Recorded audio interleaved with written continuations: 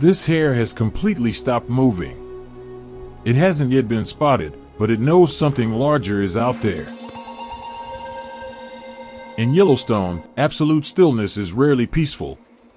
It is a calculated survival strategy. A Canada lynx, operating entirely on scent, reading the cold air currents flowing through the timber. For the hare, camouflage is the first and best defense. To run now would only invite a chase it might not win. Finding a snow-white animal in a snow-covered forest requires absolute visual focus. Yellowstone is a stacked ecosystem. While a life-or-death standoff occurs on the ground, life in the canopy continues, completely undisturbed. One animal's actions can shape another's fate. Against the extreme camouflage of the snowshoe hare, the lynx needs only the smallest visual cue to lock onto its target. The cat immediately shifts from a stalking posture into the coiled tension of a sprinter.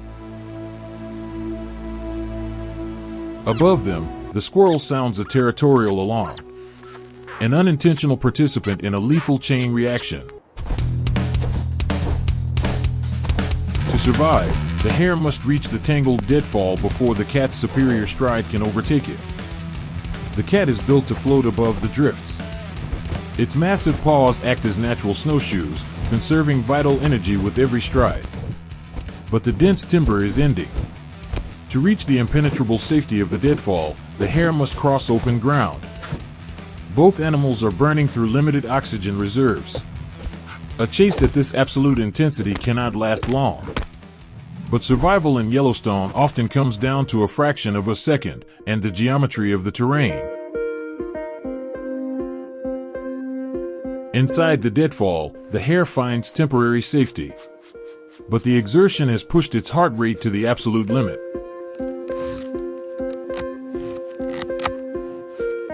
A biological calculation is taking place. Digging through frozen wood burns calories a winter hunter cannot afford to waste.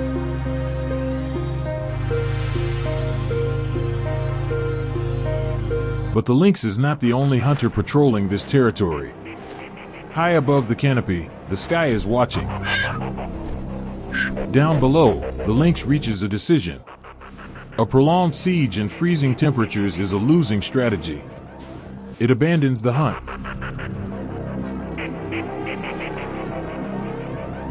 But to truly escape, the hare must eventually leave the deadfall and cross the open snow. And in Yellowstone, an open clearing is never truly empty. In Yellowstone, a survival instinct is never turned off. The hare knows that in an open clearing, the sky is just as dangerous as the timber.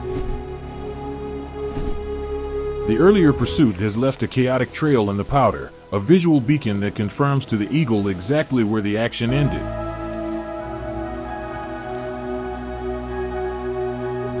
A warning passes over the snow. The apex predator of the sky is already locked into a holding pattern. The eagle will not dive into the tangled timber. It knows, eventually, the cold will force the hare to move.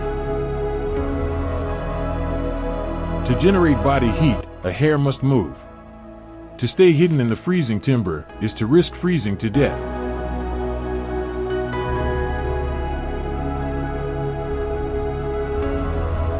The dense timber offers true shelter and warmth, but the open gap of snow between the deadfall and the forest edge is vast. The hare inches forward. Before breaking cover, it must assess the structural integrity of the snow. This icy crust offers better traction for a sprint, but it also means every footfall will broadcast sharp, snapping sounds across the quiet basin. The biological need for warmth finally overrides the instinct to hide. The hare abandons the deadfall, flattening itself into the deep shadows. The route is clear. The decision is made. Every remaining ounce of energy is funneled into its hind legs, preparing for the most dangerous crossing of its life.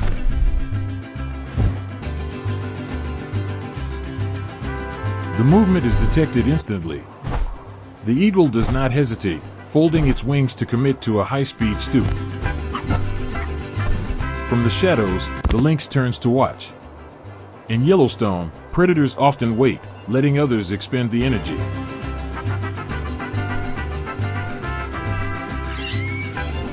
At the absolute last fraction of a second, the hare uses the hard crust of the snow to execute a massive lateral jump. The hare scrambles the final few yards. Plunging deep into the root system of the pines, it finally secures true sanctuary. Lifting a 12-pound body from flat ground is the most energy-intensive action an eagle performs. The missed strike carries a heavy biological cost. Inside the dense root system, the hare finds more than physical protection. It discovers a vital microclimate, completely shielded from the freezing wind. Deep in the timber, the lynx waits. It knows the dropping sun will soon shift the advantage back to the nocturnal hunters. The only evidence of the encounter is carved into the ice, a chaotic record of survival in the Yellowstone basin. But the true apex predator of Yellowstone is the winter itself. And as the sun vanishes, the temperature plummets. For now, the hare has won the battle of margins. It will wait in the darkness, perfectly still. In Yellowstone, the story is not truly over. The wind has shifted, and the scent of the hare remains in the timber.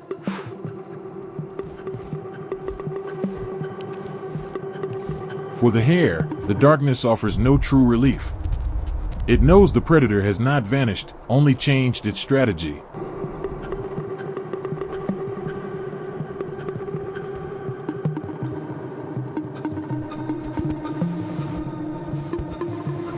The predator is within striking distance. But once again, the geometry of the terrain dictates the outcome. Winter rewards only efficient hunters.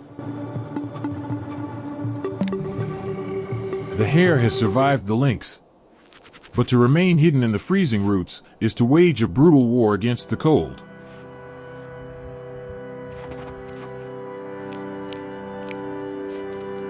Miles away, the eagle rests. In this interconnected ecosystem, failure simply means waiting for the next opportunity.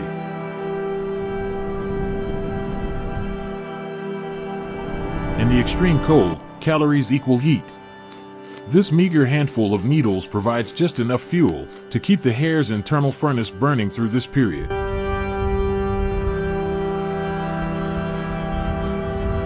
As daylight spreads across Yellowstone, the basin stirs to life. High in the canopy, the red squirrel begins its routine, completely unaware of the lethal chain reaction it sparked the day early.